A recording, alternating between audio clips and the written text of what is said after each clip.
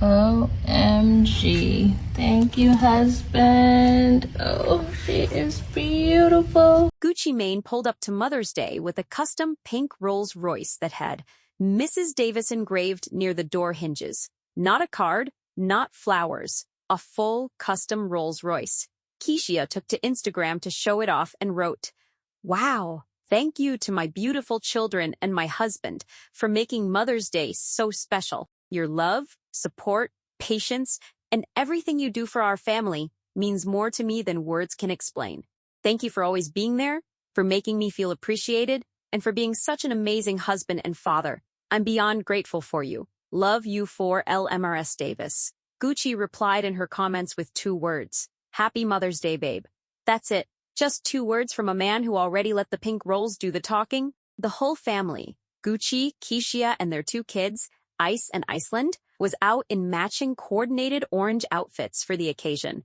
Gucci also posted separately on his own Instagram, "Happy Mother's Day, Mrs. Davis, my beautiful wife, at Keyshia Ka'oir. Thanks for my wonderful babies, and thanks for being the best mom and wife in the world." And while that might look like any celebrity posting for clout, this relationship has a track record that makes it impossible to dismiss as performance.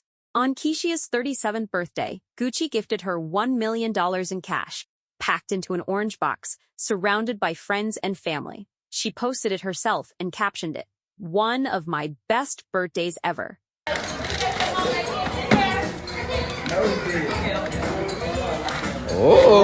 Before that, he released a song literally called Mrs. Davis to honor his wife. And on their 5-year anniversary, wrote on Instagram, "We went from kissing in jail to kissing on a jet. I got the best wife in the world. I'll always appreciate you and never forget how you stayed in my corner when things were bad." That line, "when things were bad," is not a throwaway.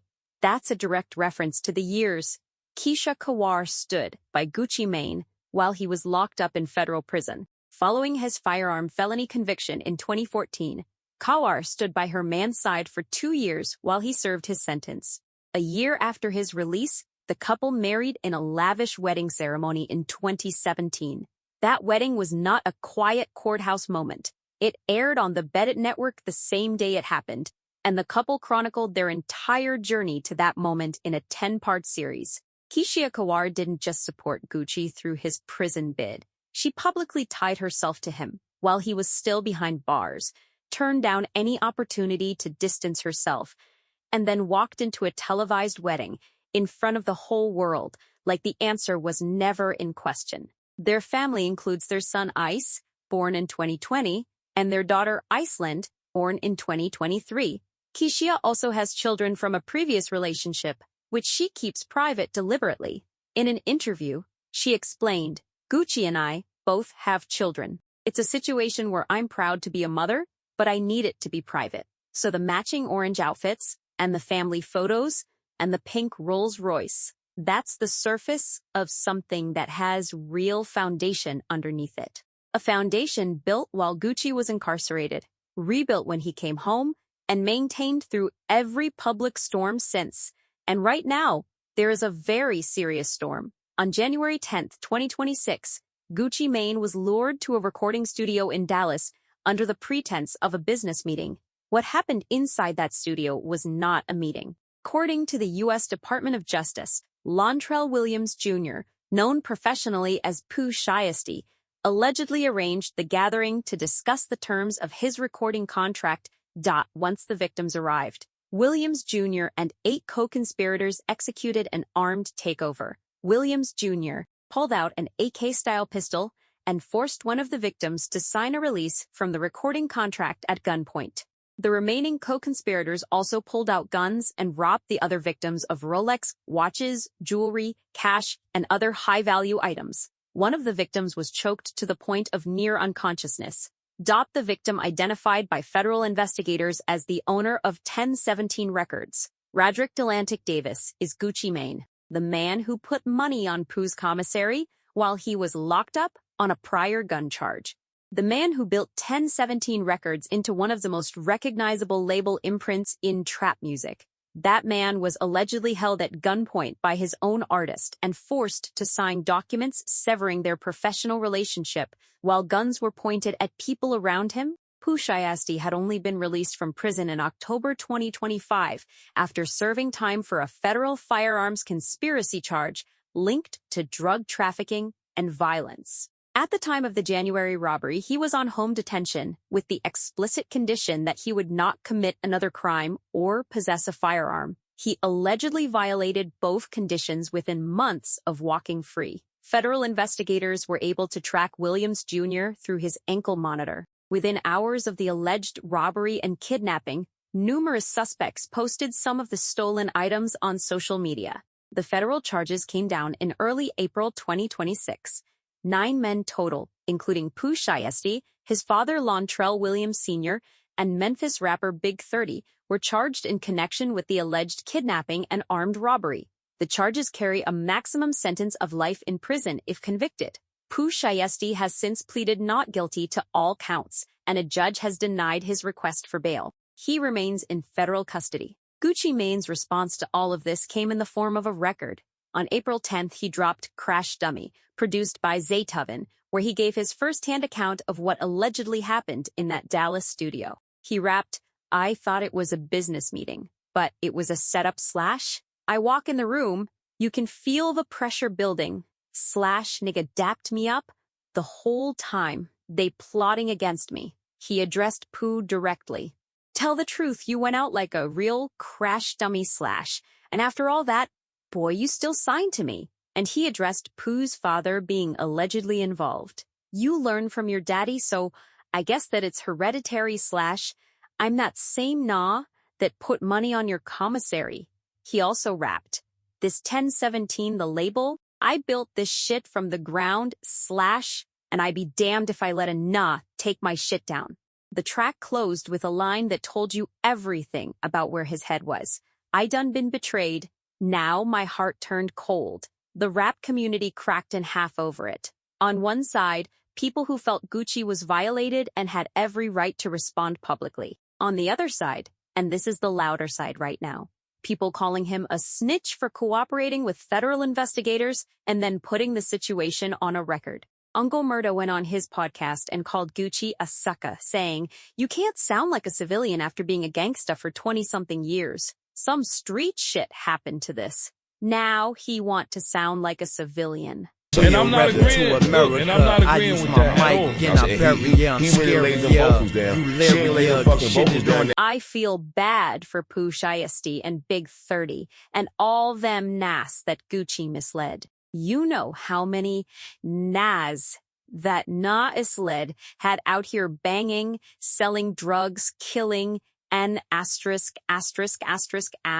and doing all this crazy shit. And now he, a rat, Complex ran that clip, and it racked up millions of views in under 24 hours. Mano went further and pointed the blame directly at Keyshia Ka'oir, suggesting she pushed Gucci into cooperating with the government. Once guns were allegedly brought into their home, other artists piled on. The discourse spread from podcasts to comment sections to full-length response records. Gucci Mane's entire legacy, 20-plus years of trap music, the face tattoo, the prison bids, the street credibility built across hundreds of mixtapes, suddenly became the subject of a very ugly debate. And then, 8 days after Crash Dummy dropped, Gucci Mane showed up in Birmingham, Alabama. He performed a halftime show at the UFL's Birmingham Stallions home opener stadium on Saturday, April 18th. His first major public appearance and performance since the arrest of Pooh Shiesty, Big 30, and the other defendants went public. Before he went on, he spoke briefly to a reporter. "I'm loving it. I love the energy. I'm a mix the old with the new. You know what I'm saying? It's guaranteed to work." He said nothing about Pooh Shiesty, nothing about snitching accusations, nothing about Nano or Uncle Murda or the internet. He just went out and performed. That same day, hours before he took the stage, Keyshia Ka'oir posted to her Instagram story. She wrote, "My husband is my world and I'll forever ride FA him. MSGUOPUOP. 6 words and a signature.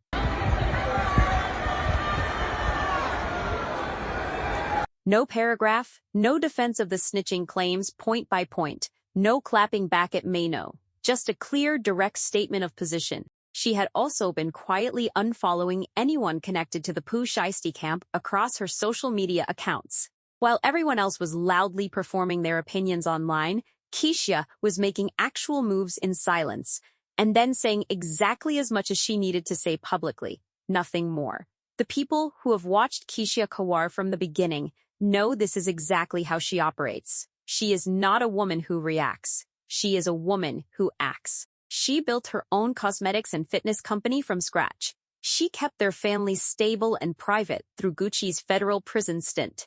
When he came home in 2016, she helped him physically rebuild himself. His documented weight loss and sobriety were not solo achievements. She was there, in every practical sense. And now, when the streets and the internet are trying to drag him, her response is 6 words and unfollowing people. That is not weakness. Now here's the part of this story that got buried under all the legal noise, and it's the part that genuinely stops you in your tracks. At that same Birmingham event, the same halftime show, the same April 18th weekend, Gucci Mane and Keyshia Ka'oir reunited with the woman who saved him from drowning as a child. She saved my life before. Really? What happened? A clip circulated on Instagram showing the couple laughing with the woman and recalling how they know each other. The woman joked about Gucci not knowing how to swim. Gucci was born in Bessemer, Alabama, a suburb of Birmingham, before his family eventually moved to Atlanta. The woman who saved him from drowning did so during his childhood in Alabama, before that move happened. So, the city he was performing in for his first major show, since the biggest professional betrayal of his career, is also the city where someone once pulled him out of the water when he was a kid and couldn't swim. That's not a metaphor. That's just the actual geography of his life, colliding all at once in one place. Think about what that reunion actually means when you hold it against everything else happening that weekend. The internet is calling him a rat. Rappers are making podcast episodes about him. Mano is blaming his wife, and Gucci Mane is standing in his hometown, shaking hands and laughing with a woman who made sure he didn't drown before any of this was even possible. Before the music, before 1017, before the face tattoo, before Keyshia, before any of it. Gucci Mane is credited alongside T.I. and Jeezy with pioneering trap music for mainstream audiences during the 2000s. He has released 16 studio albums and 71 mixtapes since 2001 and founded 1017 Records, which has signed artists including Young Thug, Waka Flocka Flame, Chief Keef, and Pooh Shiesty. The genre that dominates hip-hop right now, the sound, the cadence, the subject matter, the whole aesthetic, has Gucci Mane's fingerprints on it in a way that is historically undeniable. And it almost didn't happen because a child in Alabama didn't know how to swim. Gucci himself has spoken about why he keeps signing artists who are in similar circumstances to where he came from. I was one of those type of artists. I was always going back and forth to jail. I try to help those artists that I feel I see a lot of myself in. If I'm not helping them, who else gonna help them? Nobody says that part of the story. That last part, nobody says that part of the story is the thing worth sitting with right now. Because the story being told loudest right now is the one about snitching codes and street credibility and whether Gucci Mane broke some unwritten rule by cooperating with federal investigators after being allegedly held at gunpoint by his own artist. The other story, the one that doesn't trend as hard, is that this man was almost robbed of his wedding ring, his watch, his earrings, and his cash in a studio he thought was a business meeting. That a person who had just gotten out of federal prison allegedly walked into that room with an AK-style pistol and the full intention of forcing a contract signing at gunpoint, with his own father allegedly helping coordinate it. That one of the victims in that room was choked until they nearly lost consciousness. And then, weeks later, Gucci Mane had to get on a stage and perform while the same community he helped build was calling him a rat on podcasts and cooking up diss records. He went to Birmingham and performed anyway. His wife posted her 6 words and kept moving. And somewhere in that same city, A woman who pulled a child out of the water decades ago got to see what that child became. A man with a complicated, enormous, fully lived life that somehow keeps finding its way back to Alabama. The Pooh Shiesty case is still active. Pooh Shiesty has pleaded not guilty and remains in federal custody as the case moves through the courts. The snitching debate is still happening. The opinions are still loud. But Gucci Mane came home, back to where he was born, performed his show, stood next to his wife, and shook the hand of the woman the whole story starts with. The real question is not whether Gucci Mane broke a code. The real question is what code applies to a man who was allegedly held at gunpoint in his own studio by someone he fed, clothed, supported through prison, and put on a world stage, and then had the audacity to diss on a Zaytoven beat before anyone could even process what happened. That's not a civilian move. That's not a street move either. That's Gucci Mane doing what Gucci Mane has always done,